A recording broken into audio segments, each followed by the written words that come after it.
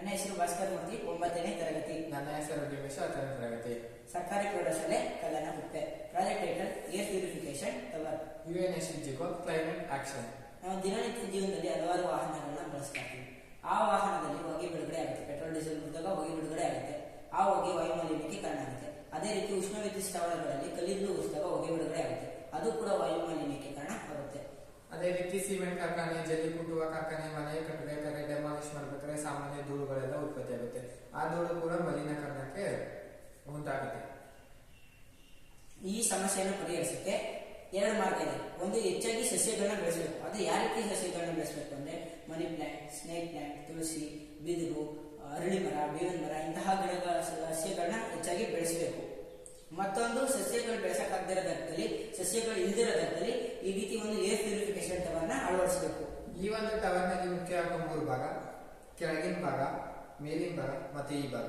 ಈ ಭಾಗದಿಂದ ನಿಷ್ಕಾಸ ಹೊಗೆ ಒಳಗಡೆ ಬಂದು ಮೊದಲನೇ ಮಾಡಿ ಚಿಮಣಿಗೆ ಬರುತ್ತೆ. ಬಂದ ಚಿಮಣಿಗೆ ನಾವು ಪಂಪ್ ಮೋಟರ್ ಸಹಾಯದಿಂದ ಸೋಡಿಯಂ ಹೈಡ್ರಾಕ್ಸೈಡ್ ನ ಸಿಂಪಡಿಸ್ತೀವಿ. ಸೋಡಿಯಂ ಹೈಡ್ರಾಕ್ಸೈಡ್ ಯಾಕೆ ಸಿಂಪಡಿಸ್ತೀವಿ ಅಂದ್ರೆ ಕಾರ್ಬನ್ ಅದ್ರ ಜೊತೆ ಬೇಗ ವಿಲೀನವಾಗುತ್ತೆ.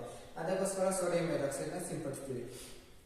ಸೋಡಿಯಂ ಹೈಡ್ರಾಕ್ಸೈಡ್ ಕಾರ್ಬನ್ ಡೈಆಕ್ಸೈಡ್ ನಲ್ಲಿ ವಿಲೀನಾಗಿ ಸೋಡಿಯಂ ಕಾರ್ಬನೇಟ್ ಆಗುತ್ತೆ. ಉಂಟಾದ ದ್ರಾವಣ ಕೆಳಗಿನ ಭಾಗದಲ್ಲಿ ಸಂಗ್ರಹ ಆಗುತ್ತೆ. ಅದೇ ರೀತಿ ನೈಟ್ರೋಜನ್ ಆಕ್ಸೈಡ್, ಸಲ್ಫರ್ ಡೈಆಕ್ಸೈಡ್ ಅದು ಸಹ ಸೋಡಿಯಂ ಹೈಡ್ರಾಕ್ಸೈಡ್ ನೀರು ಇರುತ್ತಲ್ಲ ಅದ್ರ ಜೊತೆ ವಿಲೀನಾಗಿ ಅದು ಸಹ ಕೆಳಗಡೆ ಹೋಗುತ್ತೆ.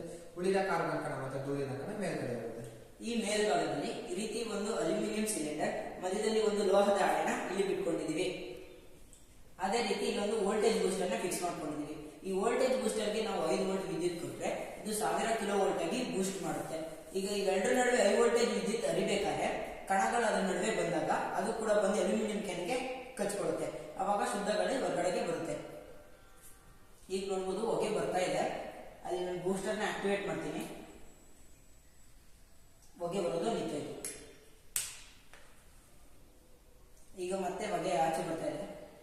ಬೂಸ್ಟರ್ ನ ಆಕ್ಟಿವೇಟ್ ಮಾಡಿದ್ರೆ ಹೊಗೆ ಬರೋದು ನಿಂತೋಗುತ್ತೆ. ಈ ರೀತಿ ನಾವು ವಾಯು ಮಾಲಿನ್ಯನ ಕಡಿಮೆ ಮಾಡಬಹುದು.